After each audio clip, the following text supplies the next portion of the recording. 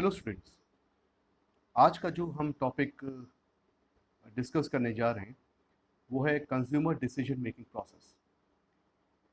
Consumer कोई भी जो परचेज डिसीजन होता है, कोई भी जो सामान खरीदता है, उससे पहले वो क्या चीज़ें क्या चीज़ें सोचता है, किन किन चीज़ों के बारे में इवैल्यूएट करता है एंड उसके बाद वो कैसे अपना एक परचेज डिसीजन लेता है, इसके बारे में हम आज डिटेल में डिस्कस करेंगे। तो before making any purchase decision, जो कंज्यूमर है उसको ये रिकॉग्नाइज करना होता है, ये सोचना होता है कि उसको नीड किस चीज़ की है। तो जो प्रॉब्लम रिकॉग्निशन है is basically all about recognising the need. The customer feels that some product is desired to satisfy the emerging need. Customer को लगता है कि उसको कोई चीज़ चाहिए, कोई प्रोडक्ट चाहिए जो उसकी जो नीड है उसको सेटिस्फाई कर सकता है। तो उसको सबसे पहले आइडेंटिफाई करना है कि उसको उसकी नीड क्या है, उसको ज़रूरत क्या है, कौन सी चीज़ उसकी डिज़ायर को सेटिस्फाई कर सकती है। फॉर एग्जांपल, अगर उसको भूख लगी है तो फूड इज़ डिज़ायर्ड, ठीक है। उसको कुछ खाना चाहिए, तो नीड किस चीज़ की है? नीड है भूख मिटाने की। तो he have to realise, he have to identify कि उसकी नीड किस चीज़ की है। तो सबसे पहला पॉइंट हो गया problem recognition, to identify the need to satisfy so that he can purchase a particular product to satisfy his need. दूसरा है इंफॉर्मेशन सर्च। जब उसको अपनी नीड के बारे में पता चल जाता है, when the need is recognised, तो वो इंफॉर्मेशन गैदर करता है कि उस नीड को किस पर्टिकुलर प्रोडक्ट से पूरा किया जा सकता है। तो वो अपने प्रोडक्ट के बारे में, कैरेक्टरिस्टिक्स के बारे में इंफॉर्मेशन लेता है, मार्केट के बारे में इंफॉर्मेशन लेता है कि वो पर्टिकुलर प्रोडक्ट किस मार्केट में अवेलेबल है एंड कहाँ से वो उसको ईजिली परचेज कर सकता है। तो in the second step he the consumer starts gathering the information about a product that will satisfy his need. Third point है इवैल्यूएशन ऑफ ऑल्टरनेटिव्स। जब उसको पता चल गया कि कौन से पर्टिकुलर प्रोडक्ट से उसकी नीड सेटिस्फाई हो सकती है, अब वो मार्केट में जब जाता है तो वो अपने प्रोडक्ट को इवैल्यूएट करता है दूसरे प्रोडक्ट से। मान लीजिए, if he wants to eat a biscuit of chocolate flavour, तो चॉकलेट फ्लेवर के बहुत सारे ब्रांड्स अवेलेबल हैं मार्केट में। तब वहाँ पे वो अपना जो भी ऑप्शंस हैं उसको इवैल्यूएट करता है on the basis of cost, on the basis of the image of the brand, on the basis of the quality of goods, and जो सबसे उसको बेस्ट लगता है वो उसका परचेज करता है। तो जब हम परचेज डिसीजन लेते हैं तो परचेज डिसीजन हमारी बेस्ड है प्रॉब्लम रिकॉग्निशन पे कि हमें क्या चाहिए, वो चीज़ कैसी होनी चाहिए, कहाँ पे अवेलेबल होगी, देन हम उसको इवैल्यूएट करते हैं and finally we make the purchase decision. तो इन तीन पॉइंट्स को अगर हम फोकस करेंगे तो हमारा कंज्यूमर परचेज डिसीजन को इम्प्लीमेंट करता है। इसके बाद आता है हमारा post purchase behaviour.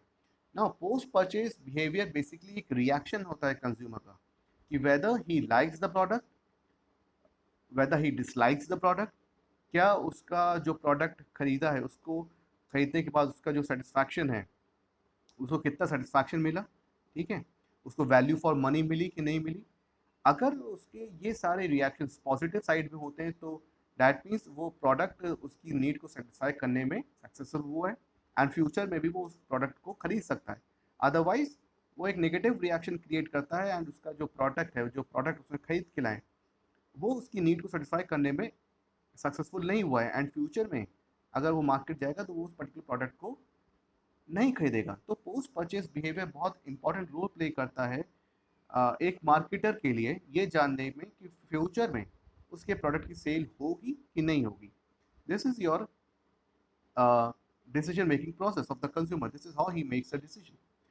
Moving further with the significance of consumer behavior, consumer behaviour की इंपॉर्टेंस क्या है।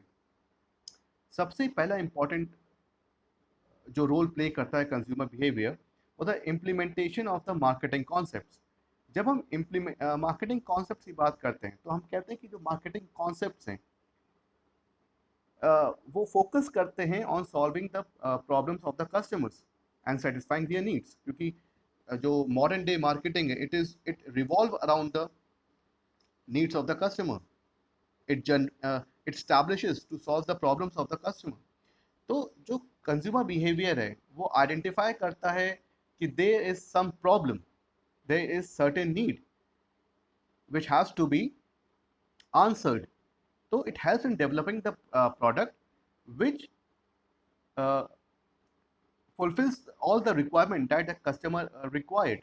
जो कि कस्टमर की रिक्वायरमेंट है उसकी सारी रिक्वायरमेंट को पूरा करता है। हम इस तरीके का एक प्रोडक्ट बना सकते हैं after knowing the consumer behaviour. तो हम मार्केटिंग कॉन्सेप्ट को हम अच्छे से इम्प्लीमेंट कर सकते हैं। देन इसका एक बहुत इंपॉर्टेंट रोल होता है प्रोडक्ट डिफ्रेंसिएशन में। प्रोडक्ट डिफ्रेंसिएशन में हर एक कंज्यूमर को अपने प्रोडक्ट में कुछ डिफरेंट चीज़ें चाहिए होती हैं। तो अगर हम कंज्यूमर का बिहेवियर जान लेते हैं तो हम अपने प्रोडक्ट में वो सारी यूनिक फीचर्स ऐड कर सकते हैं जो कि उसको दूसरे प्रोडक्ट में नहीं मिलता है। एंड वो सारे यूनिक फीचर्स उसकी जो नीड है उसको सेटिस्फाई करने में हेल्प करेंगे। अपने मार्केट को सेगमेंट कर सकते हैं। ठीक है, तो प्रोडक्ट को डिफ्रेंशिएट करने में, अपनी मार्केट को सेगमेंट करने में हमारा कंज्यूमर बिहेवियर बहुत इंपॉर्टेंट रोल प्ले करता है। डिस्ट्रीब्यूशन चैनल को सेलेक्ट करने में बहुत इंपॉर्टेंट रोल प्ले करता है। ये कंज्यूमर बिहेवियर है जो कि डिसाइड करता है कि वो अपना प्रोडक्ट कहाँ से खरीदेगा। वो अपना प्रोडक्ट ऑफलाइन खरीदेगा, वो अपना प्रोडक्ट एक किसी ऑनलाइन स्टोर से खरीदेगा या किसी ऑर्डिनरी स्टोर से खरीदेगा। तो ये सारी चीज़ें जो ये बिहेवियर है कि कस्टमर कहाँ पे जाके अपना सामान खरीदना पसंद करता है, ये मार्केटर को डिसाइड करने में हेल्प करता है कि वो किस टाइप का डिस्ट्रीब्यूशन चैनल चूज़ करें ताकि हमारा जो प्रोडक्ट है वो सही समय पे उस जगह पे अवेलेबल हो जहाँ पे हमारा कस्टमर उसको खरीदना चाहता है। देन जो कंज्यूमर बिहेवियर है वो बहुत इंपॉर्टेंट रोल प्ले करता है प्रमोशनल टेक्निक्स को डिज़ाइन एंड डेवलप करने में। प्रमोशनल टेक्निक्स का मतलब है हमारा एडवर्टीजमेंट के तरीके like messages, direct selling, online selling etcetera. अगर हम कंज्यूमर बिहेवियर को प्रॉपरली स्टडी करते हैं तो हमें कंज्यूमर की जो साइकोलॉजी है उसके बारे में पता चलता है। बहुत सारे कस्टमर्स को टीवी एडवर्टीजमेंट्स पसंद होते हैं, वो उनसे इन्फ्लुएंस होते हैं।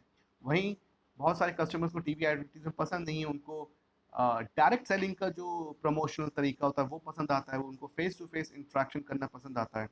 तो कौन सा कंज्यूमर को किस तरीके से अट्रैक्ट किया जा सकता है ये उसका बिहेवियर जानने के बाद ही पता चल सकता है। तो अगर हम कंज्यूमर का बिहेवियर जान जाते हैं कि कौन सा एडवर्टीजमेंट तरीका उनको इन्फ्लुएंस करता है, उनको अट्रैक्ट करता है, तो हम वो चीज़ को डेवलप करके अपने कंज्यूमर को इन्फ्लुएंस कर सकते हैं to buy a particular product. तो ये सारी इंपॉर्टेंस होते हैं हमारे कंज्यूमर बिहेवियर के। अब हम जब अब आगे बढ़ते हैं इस पर्टिकुलर टॉपिक में, हम बात करते हैं वो सारे फैक्टर्स जो कंज्यूमर को एक पर्टिकुलर बिहेवियर शो करने में मजबूर करते हैं कि कब हमारा कंज्यूमर ज़्यादा पैसा खर्च करता है, कब वो कम पैसा खर्च करता है। तो सबसे पहले हमारे आते हैं economic determinants. Economic determinants which are related with the income of the consumer. तो यहाँ पे पर्सनल इनकम है, हमारी फैमिली इनकम है, हमारी इनकम की एक्सपेक्टेशंस हैं फ्यूचर में। तो अगर जो कंज्यूमर है उसको लगता है कि उसकी जो पर्सनल इनकम है वो बढ़ेगी, ठीक है, या वो उसमें कंटिन्यूस राइज हो रहा है, तो वो ज़्यादा पैसा खर्च करता है, उसका एक पॉजिटिव बिहेवियर होता है टूवर्ड्स स्पेंडिंग। अगर उसको लगता है कि उसकी इनकम फ्यूचर में या उसकी इनकम राइज नहीं कर रही है तो वो एक स्टैगनेंट तरीके से पैसे खर्च करता है, या उसको लगता है उसकी इनकम डिक्रीज हो रही है तो वो अपना एक नेगेटिव बिहेवियर शो करता है टूवर्ड्स स्पेंडिंग। फैमिली इनकम, अगर आप एक जॉइंट फैमिली में रहते हो तो फैमिली का साइज, फैमिली की रिक्वायरमेंट्स, फैमिली के जो रिस्पॉन्सिबिलिटीज़ होती हैं वो बहुत ज़्यादा एक इम्पॉर्टेंट इम्पैक्ट डालती हैं स्पेंडिंग पैटर्न पे। अगर आपकी फैमिली में एक या दो लोग हैं जो कमाते हैं और फैमिली का साइज़ बहुत बड़ा है तो आप बहुत ही अ, अपने हाथ को रोक के पैसा खर्च करने की कोशिश करते हैं। आप बहुत ज़्यादा पैसा अपना पॉजिटिव बिहेवियर शो नहीं करते टुवर्ड्स स्पेंडिंग। वहीं पे अगर फ्यूचर की एक्सपेक्टेशंस पॉजिटिव हैं कि फ्यूचर में आपकी सैलरी बढ़ेगी तो आप एक पॉजिटिव बिहेवियर शो करते हो टूवर्ड्स स्पेंडिंग, ज़्यादा पैसा खर्च करते हो। अगर आपको एक पैसिमिस्टिक अप्रोच है, एक पैसिमिस्टिक थॉट है कि फ्यूचर में हमारी इनकम जो है वो कम हो सकती है, तो आप अपने हाथ रोक के पैसा खर्च करते हो, एक नेगेटिव इम्पैक्ट शो करते हो, नेगेटिव बिहेवियर शो करते हो टूवर्ड्स स्पेंडिंग। तो economic determinants which are related with your income shows how you spend, how you how the income influences your behaviour towards spending और मनी। दूसरा हमारा factor है जिसको साइकोलॉजिकल डिटर्मिनेंट्स करते हैं, जो हमारे अंदर से जनरेट होते हैं। तो बहुत सारे ऐसे हमारी नीड्स हैं, ऐसे हमारे डिज़ायर्स होते हैं जो हमको मोटिवेट करते हैं कि हमें पैसा खर्च करना चाहिए या हमें इस चीज़ को परचेज करना चाहिए। For example, if you don't have a money to spend on a luxurious item, तो आप, लेकिन आपको वो लग्जूरियस प्रोडक्ट खरीदना है, तो आप पहले से पैसा थोड़ा थोड़ा बचाओगे, एंड जब वो पैसा आपके पास इकट्ठा हो जाएगा तो आप पैसा खर्च करके पर्टिकुलर प्रोडक्ट लोगे, तो you are showing a positive behaviour. But ये जो पॉजिटिव बिहेवियर है ये कहाँ से इन्फ्लुएंस हो रहा है? ये आपके अंदर का मोटिवेशन है, एक मोटिव है कि मुझे ये चीज़ खरीदनी थी, उसके लिए मैं पैसा इकट्ठा किया, एंड जब वो पैसा इकट्ठा हो गया तो मैंने एक पॉजिटिव बिहेवियर शो किया टुवर्ड्स स्पेंडिंग। तो इट इज़ द इंटरनल अर्ज कि आपके पास पैसा नहीं है तब भी आपने किसी तरीके से मैनेज करके अपने प्रोडक्ट को खरीद लिया। तो it is the internal urge, internal desire to purchase something which shows how you spend your money. Perception means how you sees how you how you see a particular product। अगर आपको लगता है वो जो पर्टिकुलर प्रोडक्ट है उस पर पैसा खर्च करने से आपको डिजायर्ड वैल्यू फॉर मनी मिलती है, आपकी नीड पूरी होती है, ठीक है, तो आप पैसा खर्च करोगे। अगर आपको लगता है कि आपका वो जो थॉट है वो नेगेटिव है तो आप पैसा खर्च नहीं करोगे। तो किसी भी एक पर्टिकुलर प्रोडक्ट को लेके दो इंसानों का अलग अलग परसेप्शन होता है। एक इंसान पैसा खर्च करेगा क्योंकि उसको उसमें पॉजिटिविटी दिखती है, दूसरा इंसान पैसा खर्च नहीं करेगा क्योंकि उसको लगता है उसको पैसा खर्च करने से कोई फायदा नहीं है। तो how you see a particular product, ये हमारा परसेप्शन है। अगेन ये एक इंटरनल फीलिंग है, एक साइकोलॉजिकल डिटर्मिनेंट है। देन अगेन लर्निंग, कि हम अपने फैमिली से, अपने पेयर ग्रुप से, अपने पास्ट एक्सपीरियंस से हमने क्या नॉलेज गेन करी है, ठीक है। हमारे जो कंज्यूमर्स हैं उनकी जो लर्निंग होती है बहुत ज़्यादा अफेक्टेड होती है थ्रू एडवर्टीजमेंट, ठीक है। एडवर्टीजमेंट्स हमको बताते हैं कि ये जो पर्टिकुलर प्रोडक्ट है इसको हमको कैसे इस्तेमाल करना है, कैसे हम इस पर्टिकुलर प्रोडक्ट से ज़्यादा फ़ायदा उठा सकते हैं। तो learning has a deep impact on the consumer buying process. अगर कंज्यूमर को एक पर्टिकुलर प्रोडक्ट के बारे में सारी जानकारी मिल जाए कि उसको कैसे इस्तेमाल करना है, कैसे उसको उसकी चीज़ें उसको बेनिफिट प्रोवाइड कर सकती हैं, ठीक है, ताकि चाहे वो हमारे पास्ट एक्सपीरियंसेस हो, चाहे वो एडवर्टीजमेंट्स हो, चाहे वो इंफॉर्मेशन हमको अपनी हमारी फैमिली से मिली हो।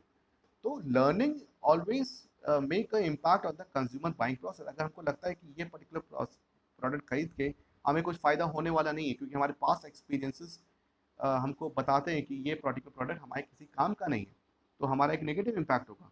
लेकिन अगर हमारा पास्ट एक्सपीरियंसेस हमारे पेयर ग्रुप्स हमको कहते हैं कि ये पर्टिकुलर प्रोडक्ट खरीद के आप इसका अच्छे से फ़ायदा उठा सकते हैं, तो आपका एक पॉजिटिव इम्पैक्ट रोल वहाँ पे शो होता है। देन हमारे आते हैं अगले फैक्टर्स जो कि होते हैं सोशोलॉजिकल फैक्टर्स।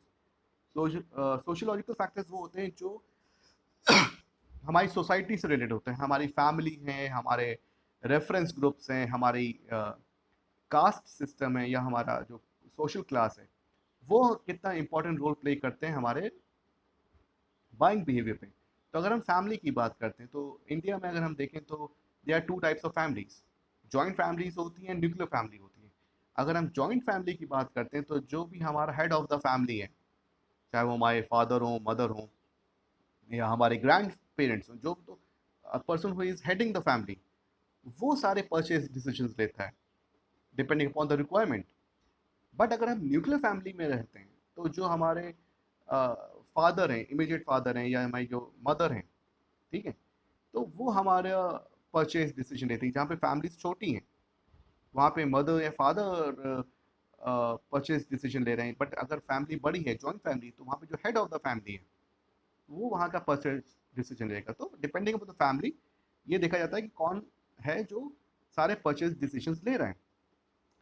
जब हम रेफरेंस ग्रुप की बात करते हैं तो देखो, each person each person live in a society, ठीक है। हर एक इंसान को सोसाइटी में रहना है तो उनको अपना एक ग्रुप क्रिएट करना पड़ता है। वो एक ग्रुप में रहना चाहता है, वो समूह में रहना चाहता है। Nobody wants to live in isolation. तो इन्हीं ग्रुप को हम रेफरेंस ग्रुप करते हैं, ठीक है। Reference groups are a social and professional group that influence the individuals opinion. तो इन ग्रुप की अपने कुछ बिलीव्स होते हैं, कुछ ओपिनियंस होते हैं। तो वो इन्फ्लुएंसर्स, वो बिलीव्स, बहुत ज़्यादा इंपॉर्टेंट रोल प्ले करते हैं आपके परचेज डिसीजन पे।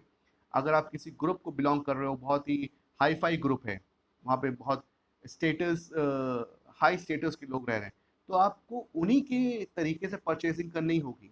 अगर आप उनके नॉर्म्स को फॉलो नहीं करोगे तो आप उस ग्रुप में नहीं रह पाओगे, वो आपको उस ग्रुप से आप हट जाओगे। तो आप किस ग्रुप में रह रहे हो, किस ग्रुप से बिलोंग करते हो, वो बहुत इंपॉर्टेंट रोल प्ले करता है आपके परचेज डिसीजन में। Next is your social class. Social class की अगर हम बात करें या हम कास्ट की बात कर रहे हैं तो वो बहुत ज़्यादा इन्फ्लुएंस करते हैं हमारे बिहेवियर को।